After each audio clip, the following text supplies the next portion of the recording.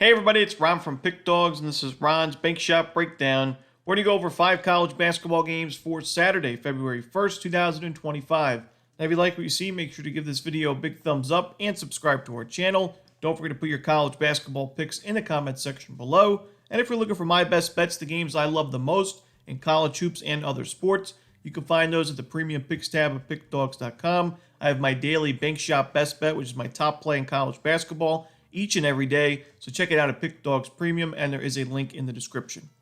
Alrighty, here we go. Here are the games for Saturday in college hoops.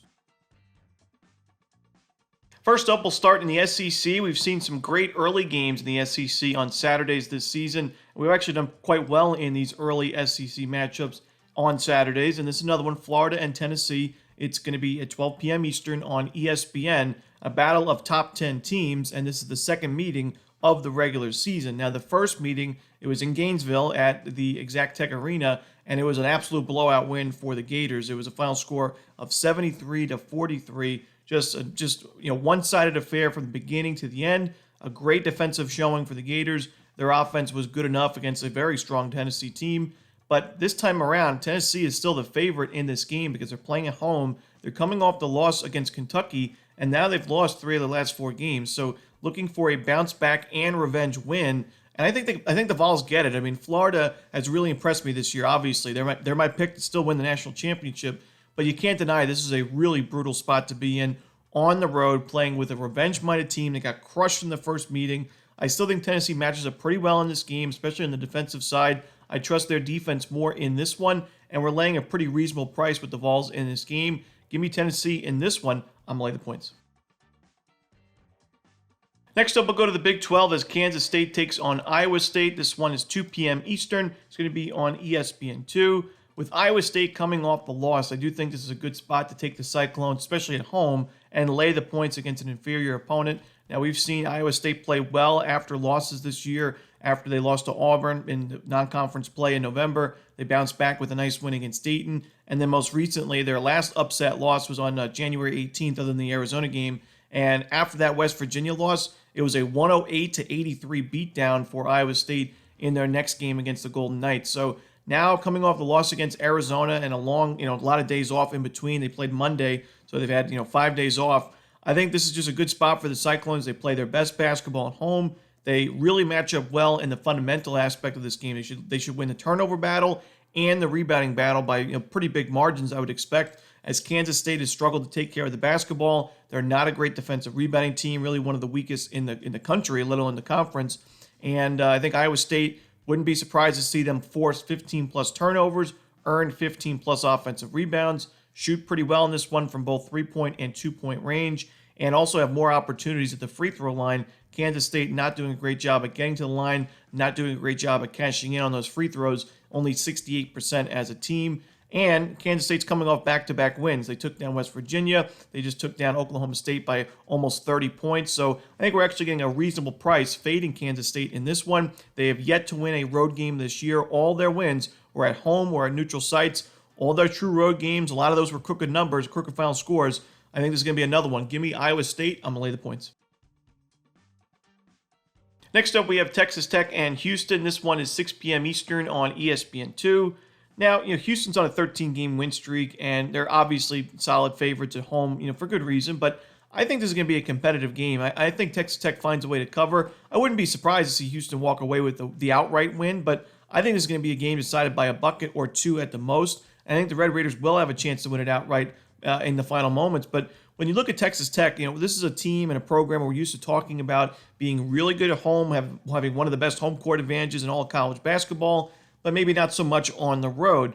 This season, while they haven't played the toughest of schedules on the road, Texas Tech is still 4-0 in conference play in true road games as they played against Utah, BYU, Kansas State, and Cincinnati. Like I said, not the toughest of schedules, not necessarily the Iowa States or the Kansases in this conference, but still wins on the road nonetheless. And I think Texas Tech is strong enough defensively and improved enough offensively to keep this game close. They really improved those shooting numbers. They're a top 25 three-point shooting team in the country, top 40 in free throw shooting. They're strong on both the offensive and defensive glass. Shot quality-wise, these teams are not too far apart, really on both ends of the court. You could argue Texas Tech takes better shots on the offensive side. So while I know Houston is a great defensive team and it's tough to beat Houston at Houston, I just think because of their win streak, this line's a little bit inflated. Give me Texas Tech in this one plus the points. Next up, we have UConn and Marquette. This one is 8 p.m. Eastern on Fox. This should be a great game, and I know a lot of people are not too in love with UConn right now because of their recent against the spread woes. We've seen this is the back-to-back defending national champions. They're still 25th in the country in the AP polls, 15-6 overall, 7-3 in conference play, but they're coming off yet another fail to cover in their win against DePaul. Had a chance to find the cover in the final moments, but couldn't get there with the 11-point win. And honestly, I don't love UConn in this spot against the spread. I think Marquette doesn't get too many opportunities, at least not recently, to put together a sizable victory over UConn. And Marquette has a great home court advantage. I think they win the turnover battle in a big way. I think they're the much better team from a shot quality perspective. And I just don't think UConn's going to have the answers for 40 minutes on the road. This is a well-coached team, but I think Marquette takes this one. I'm going to go with Marquette, lay the points at home. Next up, it's Utah Valley and Grand Canyon. This one is 8 p.m. Eastern on ESPN+.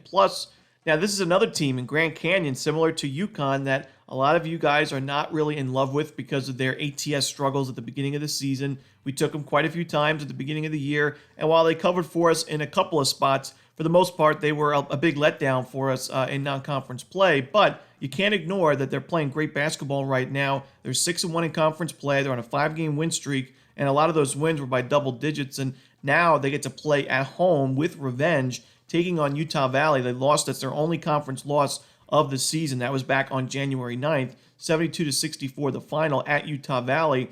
Listen, the Wolverines are playing great basketball themselves, 7-0 in conference play and on a 10-game win streak overall, but I still think Grand Canyon's the better team. I think this is by far the best home court advantage in this conference and really one of the better home court advantages in all of mid-major college basketball. I don't think Utah Valley's offense is strong enough to keep up in this game. Grand Canyon's offense has just been on a roll after that slow start to the year. We got to remember, this was a tournament team last year that won a tournament game and was very competitive in the next round as well against Alabama. So I think Grand Canyon, the sky's the limit for this team. I still expect them to win this conference. I like them to win this game and cover the number. Give me the Antelopes in this one on the lay the points. And that's it. Those are the games for Saturday. Hope you enjoyed this video. Again, if you're looking for my best bets, including that top play, my bank shop best bet in college basketball, you can find those at Pick Dawgz Premium. As always, this is Romanelli. Good luck.